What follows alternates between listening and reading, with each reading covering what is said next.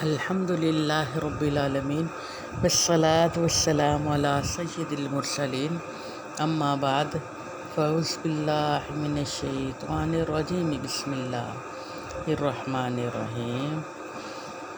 امام احمد بن حنبل اور ان کے استاد امام شافعی، ان کے بارے میں آج بات کرنی ہے۔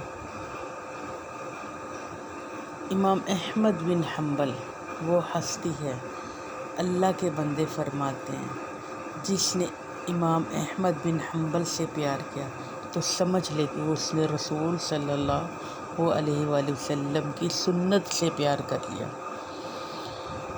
بڑی پرکشش یہ وقار شخصیت تھی۔ ان کی ایک ہی بیٹی تھی امام احمد بن حنبل کی۔ وہ کہتی ہے میرے اپنے ابا جان کو صرف 2 کام میں نے کرتے ہوئے دیکھا۔ ایک سارا دن درود پڑھتے رہتے، اور جب ساری رات سید عالم صلی اللہ علیہ وآلہ وسلم کی یاد میں گزارتے، یا پھر نماز پڑھتے یا پھر قرآن پڑھتے۔ بس یہی 2 کام تھے، اور ایک کام بڑا مستقل کیا کرتے کہ میرے ابا جان اپنے استاد امام شافعی کے لیے دعا مانگتے رہتے۔ وہ نیک عمل کرتے تو پہلے امام شافعی کے لیے دعا کرتے۔ بچی چھوٹی سی تھی ابھی، وہ کہتی ہے میری بالغ نہیں ہوئی تھی، کہتی ہے کہ میں اکثر سوچتی وہ کتنا بڑا شخص ہے، وہ کتنی بڑی ہستی ہے کہ میرے لیے، میں بیٹی ہوں، میرے لیے بعد میں دعا کرتے اور ان کے لیے پہلے دعا کرتے۔ احمد بن حنبل بغداد میں اور امام شافعی قادرہ میں رہتے تھے۔ یہ کئی مہینوں کا سفر تھا، ممکن ہی نہیں تھا کہ آنا جانا ہو۔ تو وہ سوچتی کہ میرے والد بس یہی کام کرتے۔ پھر ایک وقت ایسا ہے، بیٹی کہتی ہے کہ میرا دل بھی چاہتا کہ میرے ابا کے استاد آئیں تو میں ان کو دیکھوں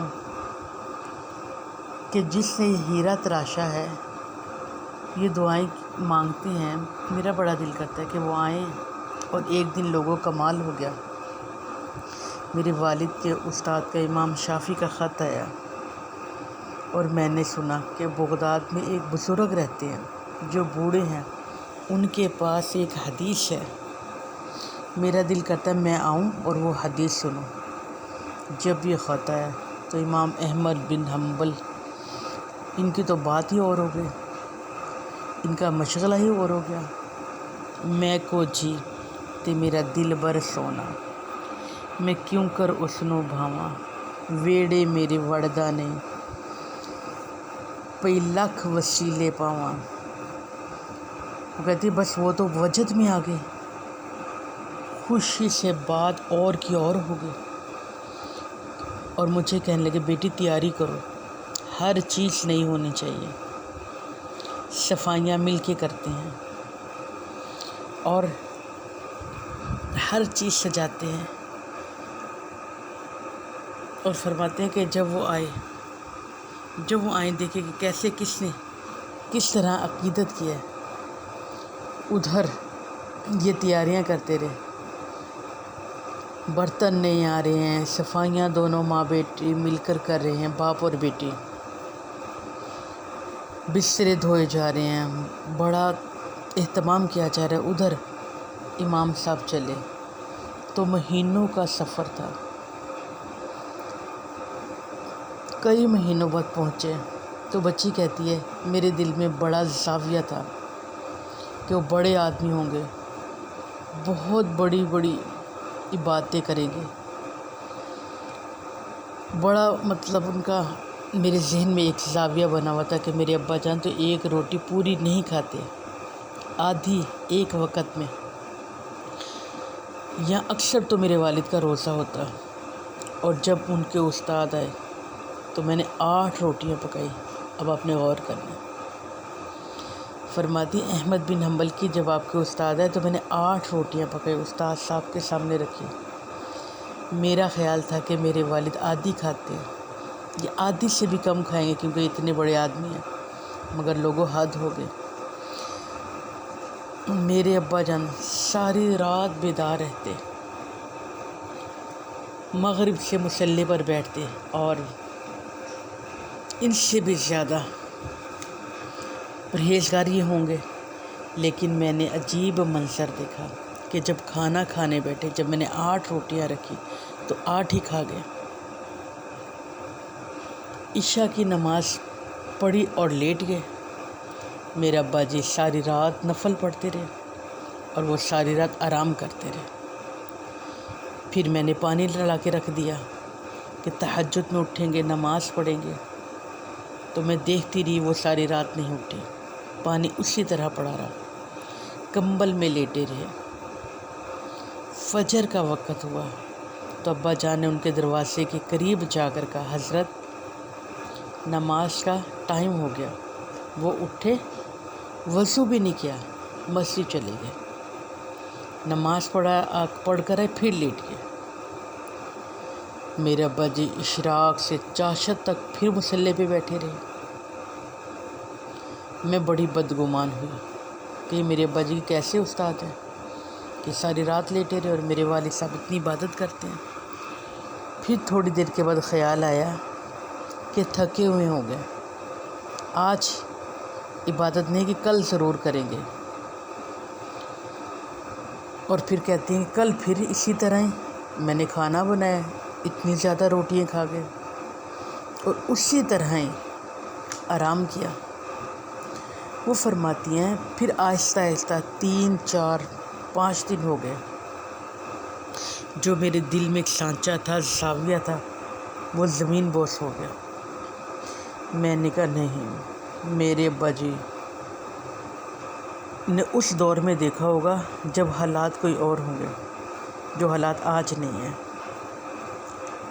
تو وہ 5 6 دن ٹھہرے، رخصت ہونے لگے تو کہتی ہیں کہ میں بھی پردے کے پیچھے سن رہی تھی، تو میرے والد صاحب نے آگے بڑھ کر حضور وقت کیسا گزرا؟ تو کہنے لگے یار کیا بتاؤں، 2 3 مہینے رستے میں رہا، صرف 2 یا 3 نوالے جان بچانے کے لیے کھانا کھاتا رہا کہ لوگوں کا رزق نہ جانے کیسا ہوگا۔ میں نے 2 مہینے سفر کیا اور صرف 2 یا 3 نوالے روٹی کے کھاتا رہا جان بچانے کے لیے، نہ جانے لوگوں کا رزق کیسا ہوگا۔ پتہ نہیں جانور بھی صحیح ذبح کیا ہوگا کہ نہیں۔